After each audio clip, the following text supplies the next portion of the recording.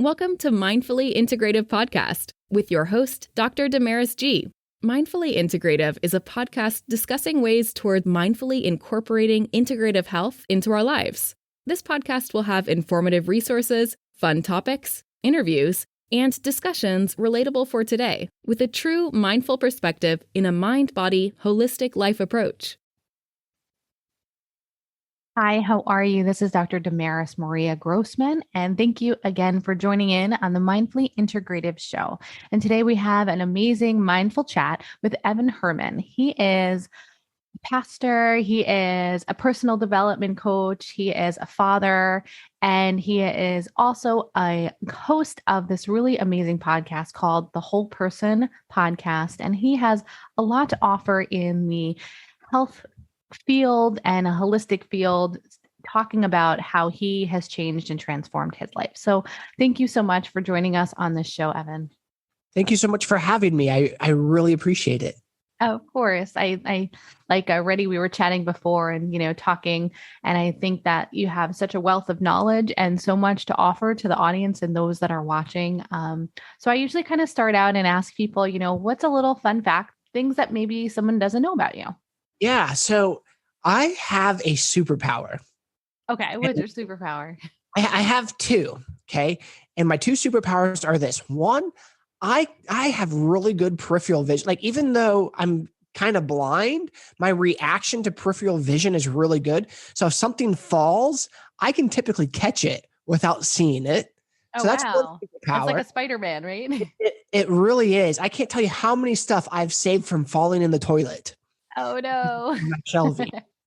And then the second thing is I have a unique ability to get in front of or meet very difficult people to meet, whether that's through the podcast or in life. I just have this innate ability to meet well-known, hard people to reach. That's awesome. Yeah, that's pretty difficult. Let me tell you, someone that's trying to, meet some of my mentors and things that people in life, I just kind of put the faith out there and hope that, one day it'll come out. So I put it out there into the world. You must be doing that on the daily. Yeah. What's funny, I showed up to, I'm not going to say his name, but I showed up to a guy's office once. It's 4 hours away from where I live. Okay. And you can't just walk in and go into his office. Like, it's secure, it's up in a building. And I posed as a delivery person to deliver a piece of mail to get up in his office, got past security, and handed the receptionist a personal invitation to be on the podcast. They still haven't responded. That's okay. That's why I'm not going to drop his name, but I will get him. I've been harassing this individual for a very long time, and I'm not going to stop. No, hey, you never know. You just keep putting it out into the world, and it's going to happen. I like, just starting this podcast for myself. It was like, no, I really need to make something and have a voice out about, more conversations about, a different mindset. And you're a mindset too. And your podcast is the whole person mindset. And I think that I'd love for you to talk further about that, because I know that you're a very, you're a father of three. Three and one on the way. And one on the way. Congratulations. I have a little one myself. So and we have two angel babies. I count those. Two angel babies. Oh my gosh. That's a lot. It was. So why don't you tell me a little bit about yourself and your story, and, and how you came about your mindset podcast, your whole person mindset podcast? Absolutely.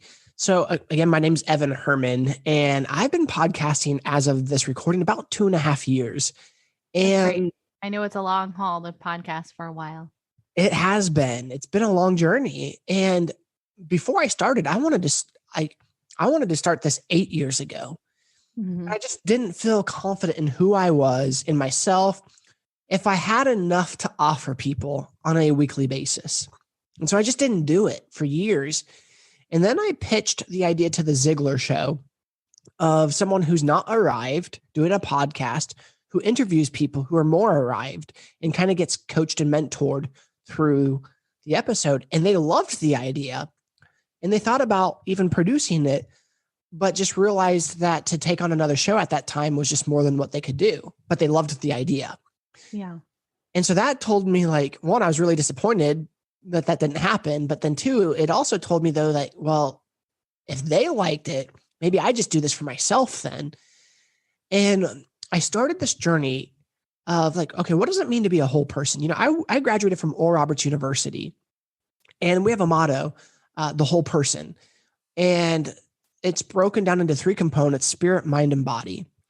But I've been thinking about that. You know, I wish I took more recognition of that when I was there and really dove in deep. But since I became more of an adult, I really like, well, what does it mean to be a whole person? Not just in spirit, mind, and body, but like, how does that deepen, you know? And so, you know, I broke it down into faith, family, finances, friendship, fitness, and fun, because all those areas matter and they all affect the other. And so one of the things that I was thinking about through this process is like, okay, how do we create a lifestyle that, you know, a lot of people would use the word that is in harmony or balance. And one of the things that I've learned through this process, and believe it or not, I interviewed Mark Cuban. It's the only audio that ever failed. And so I never got to publish it, but I interviewed Mark Cuban. Bummer. Yeah. I interviewed him for 5 minutes and I asked him about how to live a balanced life. And he said, well, the way he's able to live a balanced life is to live out of balance. And that intrigued me. And I said, well, what do you mean? And he said, you know, when he needs to focus on his business, he'll royally focus on his businesses, because then that will affect his finances and his family and his health and the other areas. Like there was a moment a few months ago where I thought I was having heart attacks. But it turns out it was just really bad anxiety attacks. My resting heart rate was 140 beats a minute. Yeah, that's a problem. That's when you need to be doing some breathing. Yes. You know, I went to the hospital.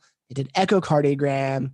I had a heart monitor, EKG, like heart's fine, but something happened in the anxiety aspect. So for a month, I really just focused on my health. I lived out of balance in my health. Like when I've had surgeries and I was rehabbing, I lived out of balance to rehab. I lived out of balance to do the thing so that now that I've rehabbed my body, I can be playing with my kids. I can, you know, get down on my knees again, and I can do the things that I couldn't do when I was hurt. But if I didn't take care of those and live out of balance in that area, then it would have negatively affected me to where I wouldn't get my range of motion. I wouldn't get those things back, and it would affect everything else in my life. Yeah. So learning how to live, not just in this balance, but learn like where this give and take. Where do I need to focus on my marriage more right now because it might be struggling a little bit? Do I need to focus on, you know, but know that faith, family, finances, friendship, fitness, and fun are the fundamental areas that make up a life. And if those are not well, you won't have peace. And that's the goal, is to have peace. Yeah, the inner peace can kind of it's like a tricky thing, but it's like a step process. So how did you come up with, I mean, I definitely wholeheartedly agree with you in your different elements. Can you talk a little bit further about what made you, I know you're saying it from school, but can you talk a little bit more in depth about your different parts? Yeah. So how I came up with them, I wish I could say I originated them, but I didn't. Okay. I mean, it's not like it has to be originated. It's just that you've made that part of your life. It very much is a part of my life. You know, I met a guy by the name of Mike Flynn, not the famous podcaster, but well, he was a podcaster, but this not the famous Mike Flynn podcast, but a friend of mine who, you know, I heard him talk about that on a podcast. I was like, whoa, that really resonated with me. And so I reached out to him. He told me about it. You know, there's a guy by the name of Clay Clark, the Thrive Time podcast or the Thrive Time show. He has it. He's here in Tulsa, and, you know, and so I've seen them work with it. And it came from multiple places all at once. And it kind of like, you know, the Looney Tune when you hit the wall and it goes boing, boing, boing, boing, like that was a moment I had in my life. It's like, okay, I need to pay attention to these areas. And I've been studying and learning. And, one of the first areas that I really put hyper focus on was my finances. I had student loans, car payments, our mortgage, medical, storm shelter, like a lot of debt. Mm-hmm. But we hyper focused on trying to get out of debt. But what happened was we had 4 ER visits that year. I had like 3 surgeries in 13 months. Oh, wow. My wife had a miscarriage. Like, it was a really rough 2018 financially. Mm-hmm. And then we had 2 cars that broke down and we had no gosh. car. And so we were faced with a decision. Okay, well, do we go get more debt, or do we trust God? So there's faith. And the reason why I say trust God is because, there's specific parts in the Bible where it talks about not going into debt. Do I want to believe I can do this without debt, or do I try to do this and go into debt? When I feel like I just made the declaration of not going into debt, I drew my line in the sand, and then all hell broke loose. So now it's like, oh, do you really mean that? Or are you just going to take the easy way out? My wife felt hopeless. She wanted debt because it was an easy answer. It's an easy answer, but it's not the right answer. It's more difficult to put the work in and the effort. Yeah. And so, I chose, no, we're not going into debt. And my wife, this word, some people hate it, but it's a really good word. She submitted to that idea. And I was like, okay, no debt. And within 6 months, the 2 vehicles that broke down, we paid off. We were able to get 2 newer vehicles to us, paid off. We paid in cash. We paid off my student loan. We paid off the storm shelter, and all we have left is just medical and our house. And I'm not throwing a lot of money at the medical because it's interest free, and I have a payment that I set up so that it wouldn't really affect us. That's great. So you made it work for you. Right. But here's the thing is, there was that line in the sand moment, and then there was an opportunity not to follow through with it. And so anytime we draw these moments in our lives where we draw this line in the sand, there's going to be an opportunity that happens that says, no, you know what? You don't really mean that. But then you have to show up, and you have to do that in every single area when those things happen. Sometimes they'll happen in multiple areas at once, and sometimes not. That's like a challenging part of your life, to be debt-free, like wanting debt-free, but it takes work and it took effort. So I feel like you're not only financially sound now, it's a lot of your faith and your spiritual health that's kind of transformed you. Do you have a story or an element in life that you could talk about, whether it's with your family or an interview or story that you've helped throughout your time trying to transform and make some differences, change? Yeah. And impact. I say impact. I think the biggest thing in my life that helped me transform, because again, when I started the podcast, I needed transformation. I needed help. And I don't pretend to have all the answers. Mm-hmm. And there was a gentleman by the name of Craig Westoff who came on my show. And I was talking to him about this ideal version of myself that I'm trying to become. And there's nothing wrong with having goals or aspirations and trying to attain a level of success or experience or habits or results. Yeah. But it also was causing me to have anxiety. But because I wasn't who I wanted to be, I hated who I was. You were worried about the destination. Yeah. And because I couldn't love myself now, I would never love my future self. Very true. And so as we were talking, he said, what you're experiencing is idolatry towards God and self-hatred. Self-hatred, like I just explained, because you don't love who you are now, and idolatry is because you believe in this version of yourself that will never exist, that if you had your way, you would have been made differently other than how God made you. And it became an idol in your life, and you're worshiping it instead of trying to be like Jesus. That hit me so hard. And then I decided, like, you know what? God, you made me. You didn't make the sin, but you did make me. My gifts, my talents. So sorry for thinking that I should have been different. And then I said, God, show me how to love myself. The Pharisees asked Jesus, trying to trap him, what are the greatest commandments? And Jesus responded, to love the Lord your God with all your heart, soul, mind, and strength, and to love your neighbor as yourself. But what a lot of people miss is you can't love your neighbor if you don't love yourself. And so when I really started experiencing personal growth and change and development at warp speed is when I learned how to love myself through the process of change. You see, that future self loved himself. He liked himself. The present self didn't. And I could never be that until I learned how to love myself now. And so when I started learning to love myself and giving myself grace, then my life changed.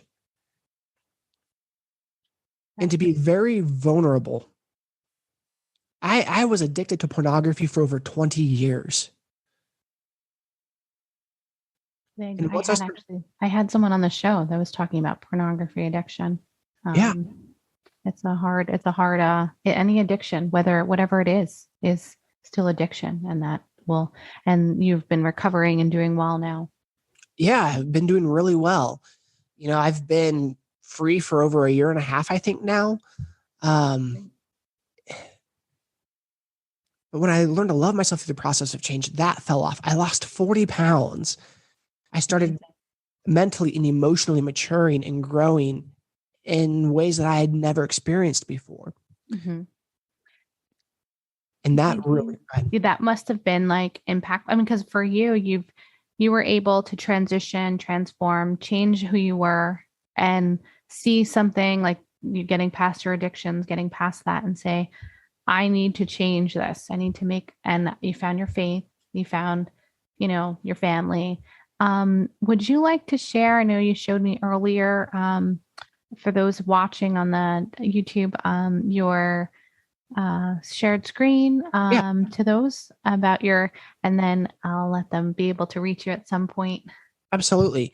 So I have 10 life-changing lessons that I've learned while I've been podcasting. And here on the screen, I have a PDF version of that. And, I'll share it with audio as well. Again, the first lesson from the guy is love yourself. Like that royally changed my life. And when that happened, I started seeing growth in every area. And I invited God into that process and having him change me into his likeness versus how Evan Herrman wanted to be. And that really helped me. One of the second things that really impacted my life came from Dr. Angela Duckworth, who wrote the best-selling book, Grit. Have a mission. She talked about have a life mission that points you to where you want to be and act. Then when decisions come in one's life, you make your choices, you make your decisions based off of whether or not it will get you closer to your goal or your mission statement. And so when it comes to decision making, now I base my time, my energy, my effort, my resources based off of whether or not this gets me closer to fulfill that mission or not, which has really helped me plan for my days and time. David Allen, he wrote one of the best-selling books, How to Get Things Done, and plan for success was one of the third things.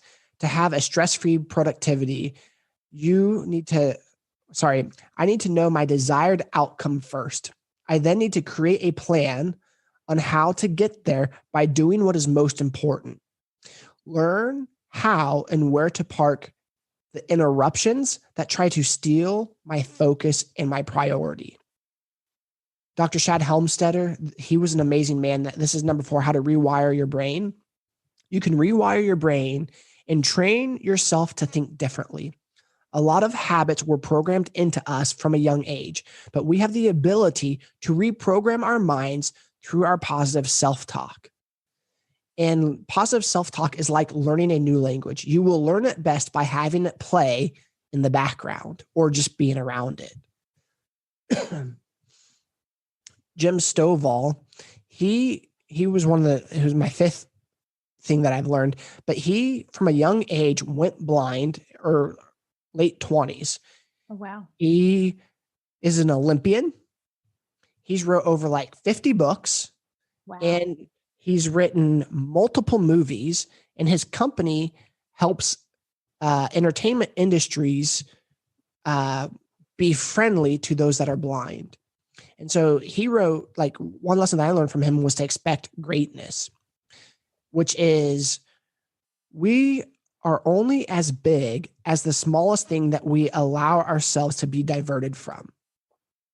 We don't always have the choices in what happens to us, but we will often get what we expect.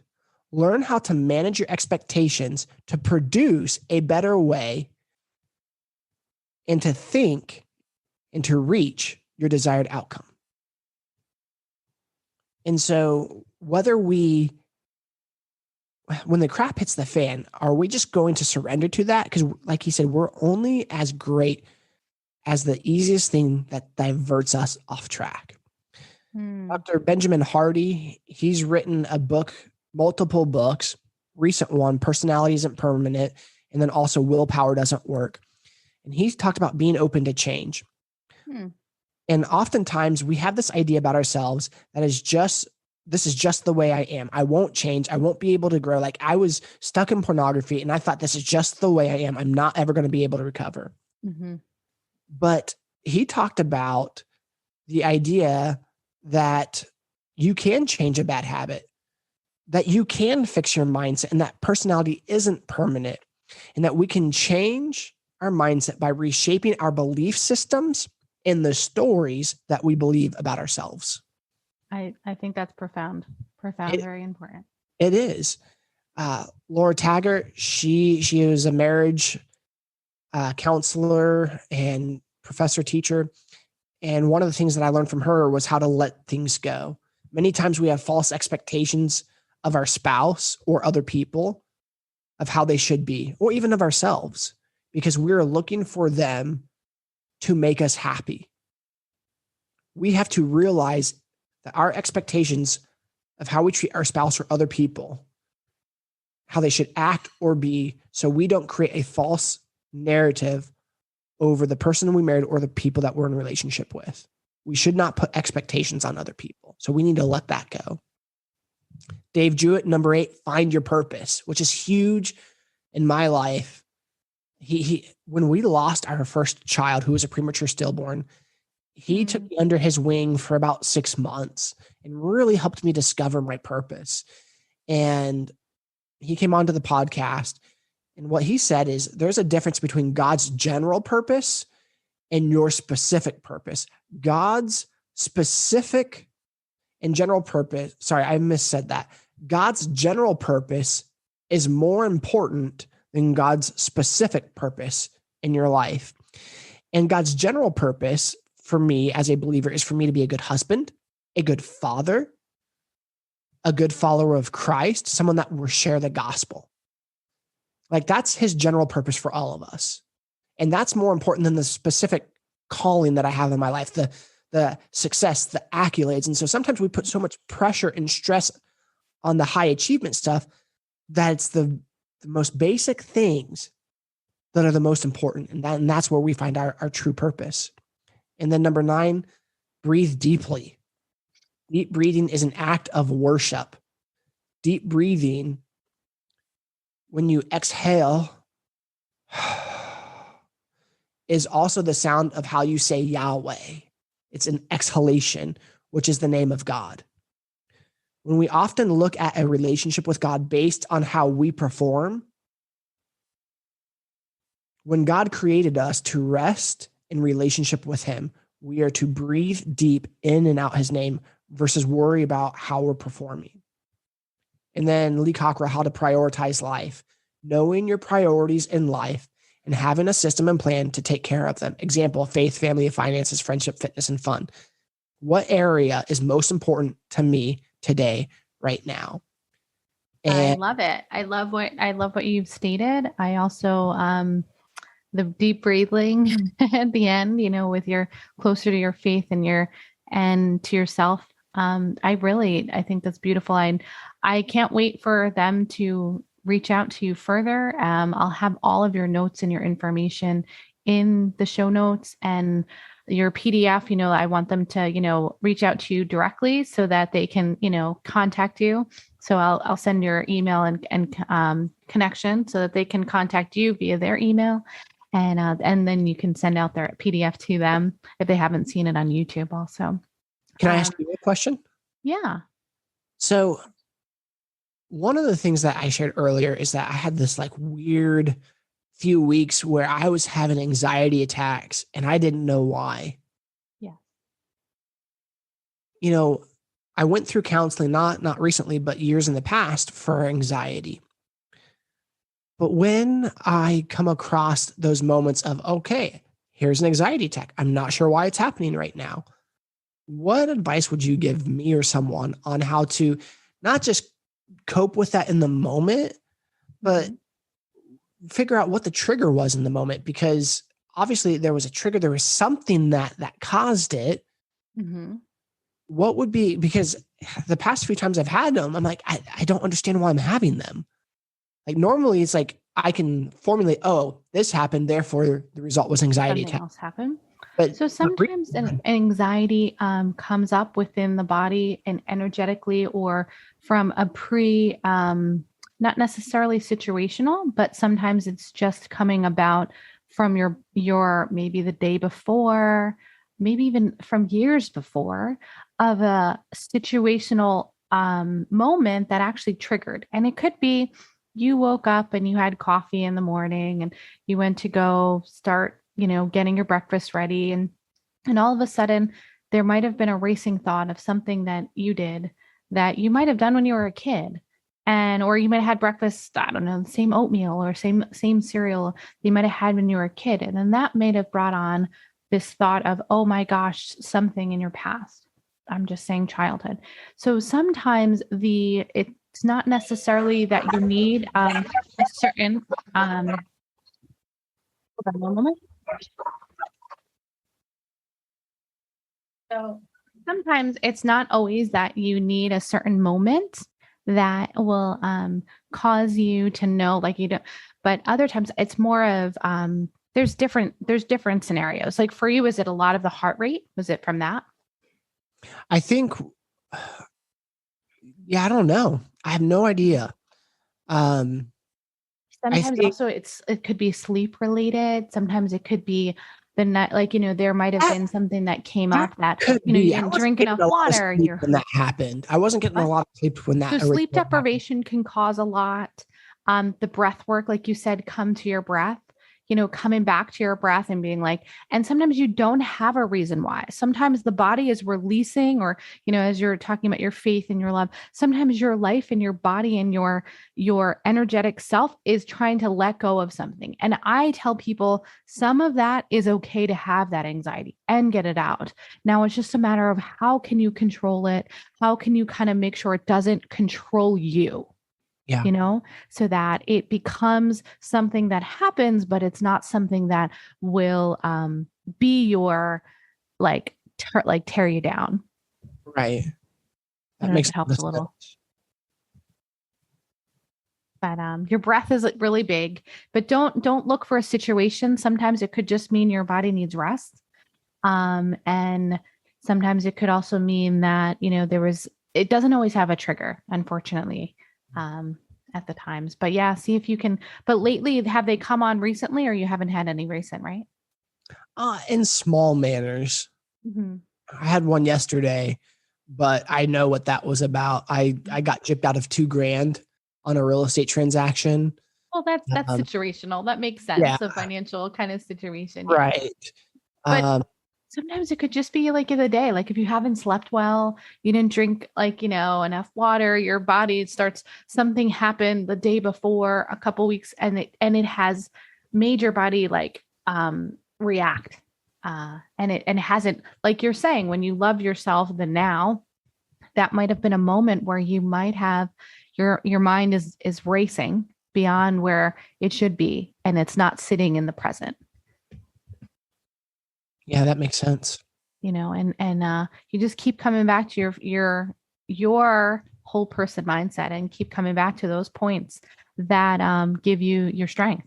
And I call it my strength within. So whenever I'm having anxiety or depression situations, I have to come back and revert back to what brought me to be my whole self again, and what has helped me along the way. And I have to, sometimes it's different parts. Sometimes it's sleep. Sometimes it's my faith. Sometimes it's drinking more water. Sometimes it's holding my son or being with my husband. Sometimes it's connecting with family, friends. Sometimes it's being out in nature. So for me, when I started this podcast, it was trying to meet inspirational people like yourself and other people so that they can see and guide others that there are different elements that are going to help you through your journey. And sometimes it's one thing and other times it's another. And knowing that there's no one pill that's going to fix this and no one addiction that's going to stop it. It's still going to be in your life, but understanding how to let go of that trigger and figure out where it's coming about. So some people have your, addiction in food and whatever the things are. Right. And so it's just, it's a process, it's a work in progress every single day. Well, thank you. I appreciate that. No, I thank you for, I never usually get too many questions. So I hope I helped a little bit. You did. I really appreciate you being on the show. And do you have one last little mindful way that you can share with, you gave us 10, or you just have one little, faith, something that you'd like to add in right before you go? I would say the biggest thing is learning how to define what you think success is. For me, I've had to redefine what that looks like in my life. It wasn't the money. It wasn't the accolades. It wasn't the status. It wasn't the Instagram followers. And It's not. I narrowed it down to what was most important in my life, which is that my children would accept Jesus as their personal Lord and Savior. And not by force, not by coercion, but that it's a legitimate choice on their behalf. Like, that's how I'm going to measure my success. Oh, thank you. Now, I won't know that probably till long after I'm dead and then they eventually get to heaven, but there's things that I can do now to instill that in them. And then the other thing too is learn how to live in peace. Like, I think those are the two biggest things for me. I love it. I think having inner peace and your faith is so important, and instilling that in your family, and it'll come one moment at a time, and showing them the good morals and faith each and every day will make a difference. Yeah. I thank you so much for having you on the Mindfully Integrative show. You have been a wonderful guest. Thank you so much for having me. I appreciate it. I really am so glad. So I'll have all the show notes for everyone to see, and any other extra ways for them to reach out to you. So thank you again. And thank you for joining in on the Mindfully Integrative show. And make sure each one of you find a mindful way each and every day. Thanks again, and have a good rest of your day. Bye. Thank you for listening to the Mindfully Integrative show with Dr. Damaris Maria Grossman, family nurse practitioner. This podcast is for informational and educational purposes only and is not the substitute for professional medical advice, diagnose, or treat. Always consult your healthcare provider before making changes to your healthcare routine. Make sure to subscribe so you don't miss an episode. If you enjoyed our show, please support us by leaving a mindful review on Apple Podcasts or your favorite streaming platform. Interested in being a guest or more information? Email us at info@mindfullyintegrative.com. For resources mentioned in the show, visit our website at www.mindfullyintegrative.com. You can also connect mindfully with Dr. Damaris on her social media links found on the site.